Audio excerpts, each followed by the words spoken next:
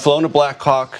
Have you flown this particular corridor in the nation's capital? Yes, many times. I was in the 12th Aviation Battalion for 2 years, and I commanded Charlie Company there, including on the night of 9/11, and I've thrown through that exact airspace many, many times. What can you tell us about that process and what you believe may be implicated in what has happened? There's a system of low-level helicopter routes throughout the capital region that goes above a lot of the freeways and along the Potomac, and it is a very normal, routine thing for military helicopters to fly along those routes.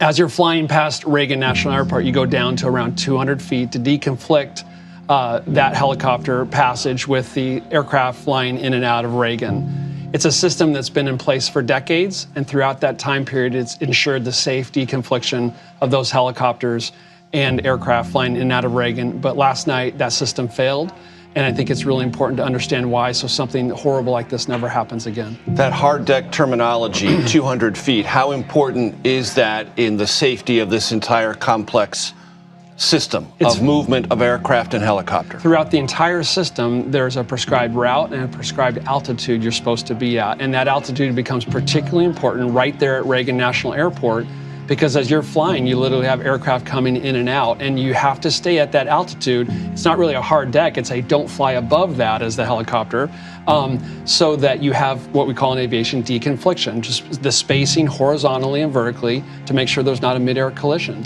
And for some reason, that failed last night. Tammy Duckworth, Senator from Illinois, told our Nicole Killian that based on an FAA briefing, air traffic control spoke with the helicopter crew, to her knowledge, twice.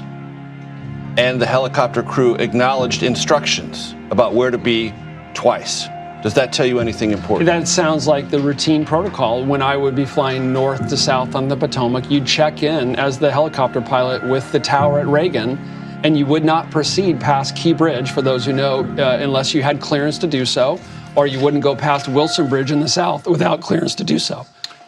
And there is recording, and it is a limited insight into the air traffic control communication with the helicopter, but it does have an ask and answer process in which the control tower asks, do you see the regional jet? Yeah. And there is an affirmation or a confirmation, yes. Yes. And yet this catastrophe occurred. Yes.